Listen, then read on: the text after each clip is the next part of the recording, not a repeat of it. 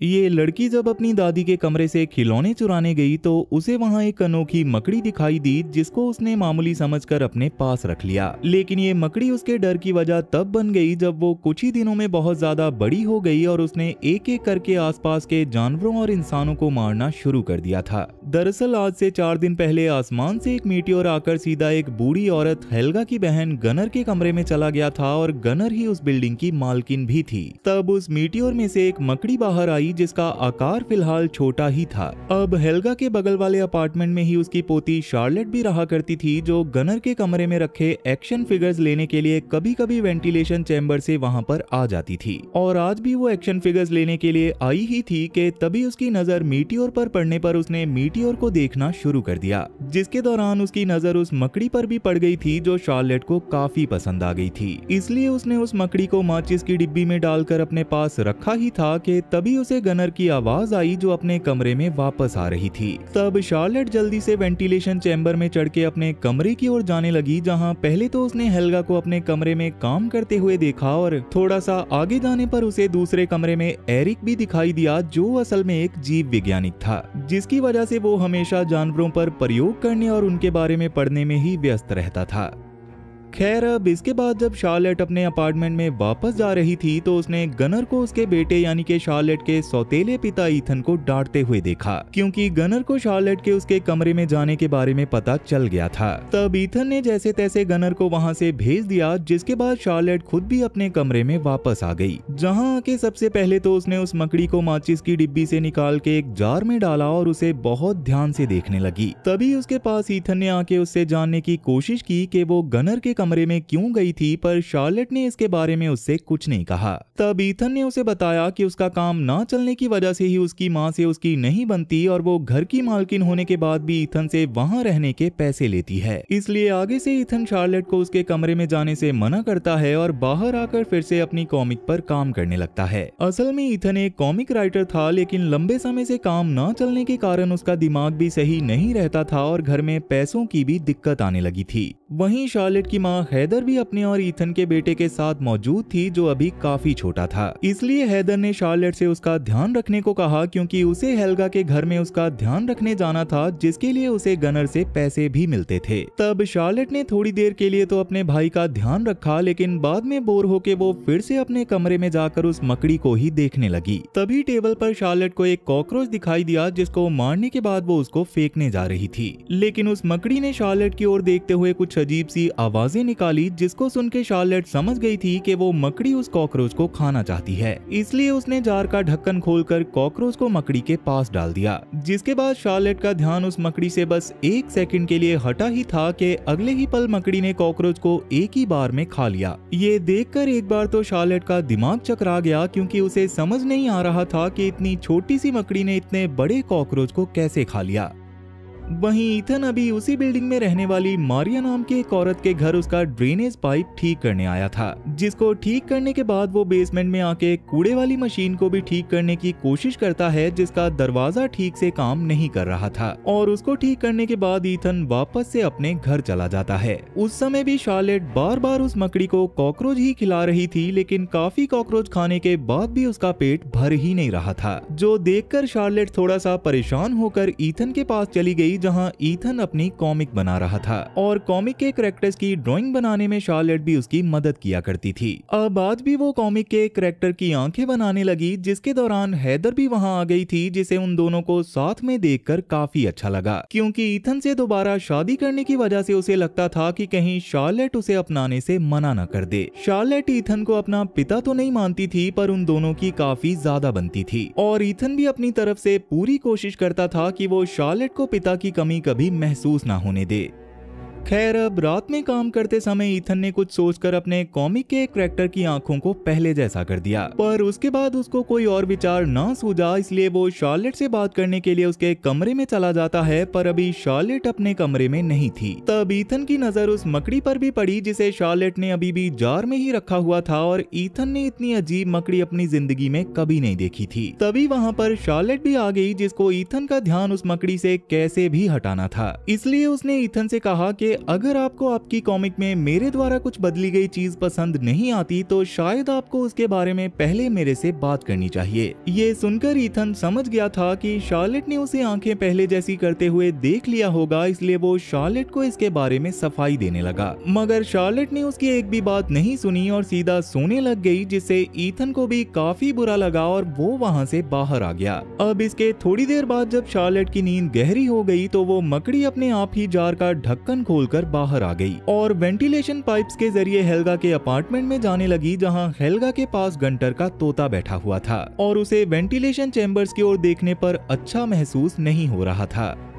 खैर, अब इसके अगली सुबह नाश्ता करते हुए हैदर ने ईथन से घर बदलने को कहा, क्योंकि उसे इस तरह से वहां रहना अच्छा नहीं लगता था। जिस पर ईथन हैदर से कुछ समय का इंतजार करने को कहता है, क्योंकि अभी उसके पास घर बदलने लायक पैसे नहीं थे। तब हैदर भी इस पर मान गई और अब वो आगे की बातें कर ही रहे थे कि तभी उन्हें गंटर के जोर से चिल्लाने की आवाज आई, जिसे सुन के वो जल्दी से उसके कमरे में गए, जहाँ गंटर के तोते को किसी ने बुरी तरह से जान से मार दिया था। उस तोते के शरीर पर एक भी पंख नहीं बचा था और पूरे शरीर पे बुरी तरह से किसी के काटने के निशान थे, जो देखकर ईथन और बाकी सब भी काफी हैरान थे। तब शुरू में तो सबको लगा कि ये काम किसी बड़े चूहे का होगा, लेकिन इसके बारे में सही से पता करने के लिए गंटर ने वहां फ्रैंक को बुला लिया, जिसने थोड़ी सी जांच करके बताया कि ये काम असल में किसी चूहे का नहीं बल्कि किसी बहुत ही खतरनाक कीड़े का है। ये जानकर गंटर का तो एकदम से दिमाग चकरा गया और उसने फ्रैंक से जल्दी उस कीड़े को ढूंढने के लिए कहा। वहीं शार्लेट अभी भी उस मकड़ी के पास बैठी हुई थी, जिसके दौरान मकड़ी को बाहर से किसी बिल्ली की आवाज सुनाई दी और उसके तुरंत बाद ही वो मकड़ी भी बिल्ली की आवाज निकालने लगी, जो देखकर शार्लेट हैरान होकर मकड़ी को देखने लगी, क्योंकि मकड़ी होने के बाद भी वो बिल्ली की आवाज निकाल पा रही थी।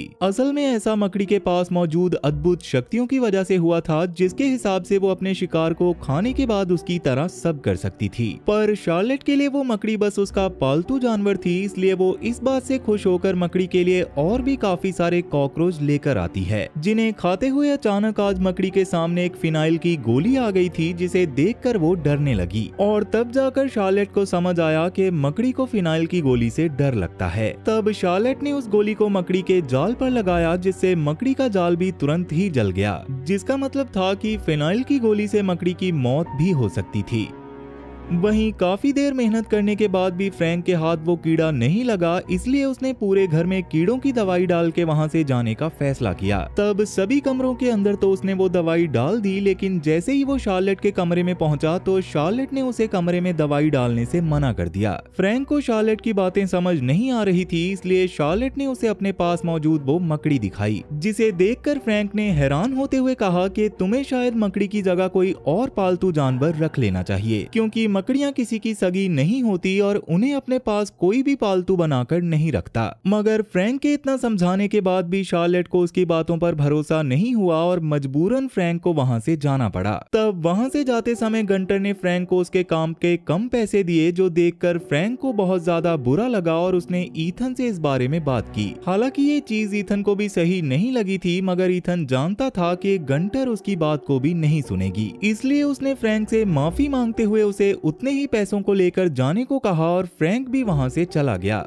अब इसके बाद उसी रात मकड़ी वापस से जार से बाहर आकर वेंटिलेशन पाइप्स में चली जाती है, जहां वो इस बार मारिया के घर में आ गई थी, जहां मारिया दुखी होकर अपने परिवार के सदस्यों को याद कर रही थी, जो कि कुछ समय पहले ही एक दुर्घटना में मारे गए थे। तब मकड़ी से खतरा होने के अंदेशे में मारिया के कुत्ते ने जोर जोर से भौंकना शुरू कर दिया, जिससे गुस्से में आकर मारिया ने कुत्ते को घर से बाहर निकाल दिया, जिसके कुछ समय बाद ही मारिया को अपने घर में अजीब सी आवाजें आने लगी। लेकिन उन आवाजों को सुना करके मारिया ने रोज की तरह ही नींद की दवाई खाई और दवाई की डब्बी को वापस से रखने लगी। पर तभी उसके ऊपर उस मकड़ी ने हमला कर दिया, जिससे डरकर मारिया सर के बल जमीन पर गिर गई। तब इसी बात का फायदा उठाकर वो मकड़ी उसके मुंह के रास्ते से उसके पेट में चली गई और बेरहमी से उसने उसके शरीर को अंदर से खा खा कर मारिया को मौत के घाट उतार दिया।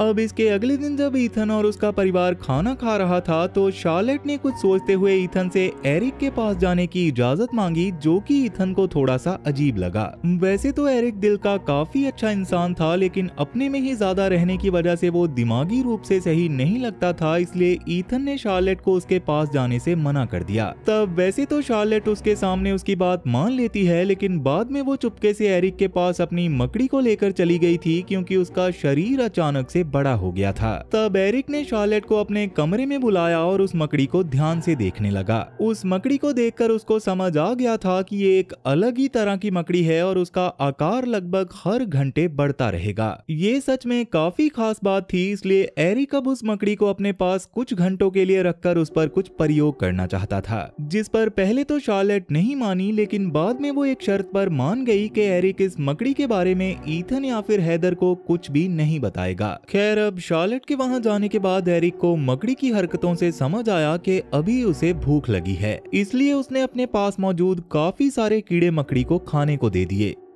वहीं अब तक मारिया का कुत्ता वेंटिलेशन चैम्बर से ईथन के सामने आ गया था और उसको देखकर ईथन उसे लेकर मारिया के कमरे की ओर जाने लगा, जहां वैसे तो दरवाजा खुला हुआ था, पर वहां काफी आवाज लगाने के बाद भी मारिया बाहर नहीं आती, जिसकी वजह से ईथन उसके घर के अंदर चला गया, जहां मारिया की पड़ी लाश को देखकर उसके दिमाग ने काम करना बंद कर दिया और उसने तुरंत ही पुलिस को फोन करके वहां पर बुला लिया। तब काफी कोशिश करने के बाद भी पुलिस को कोई खास चीज समझ नहीं आई, सिवाय इसके कि मारिया को भी किसी खतरनाक कीड़े ने जान से मार दिया था। इस बात से ईथन अब थोड़ा सा परेशान होने लगा था, क्योंकि अब तक एक ही तरह से बिल्डिंग में 2 मौतें हो चुकी थी, जिसमें से एक गंटर के तोते की थी और दूसरी मारिया की। खैर, अब इसके थोड़ी देर बाद एरिक ईथन को मिलने के लिए बुलाता है, जिसके दौरान उसने ईथन को शार्लेट की मकड़ी के बारे में बता दिया था, जो सच में बहुत ही ज्यादा खतरनाक थी। तब इससे ईथन को ये बात तो समझ आ गई थी कि वो दोनों मौतें उस मकड़ी ने ही की थी, इसलिए वो जल्दी से घर जाकर शार्लेट को बहुत बुरी तरह से डांटता है और उसे जल्दी से जल्दी उस मकड़ी को दूर करने को कहता है। मगर शार्लेट उसकी बात को मानने को तैयार ही नहीं थी कि वो मकड़ी लोगों को नुकसान पहुंचा सकती है, जिसकी वजह से वो ईथन को ये तक बोल देती है कि आप मेरे पिता नहीं हो, इसलिए मुझे कंट्रोल करने की कोशिश मत करो।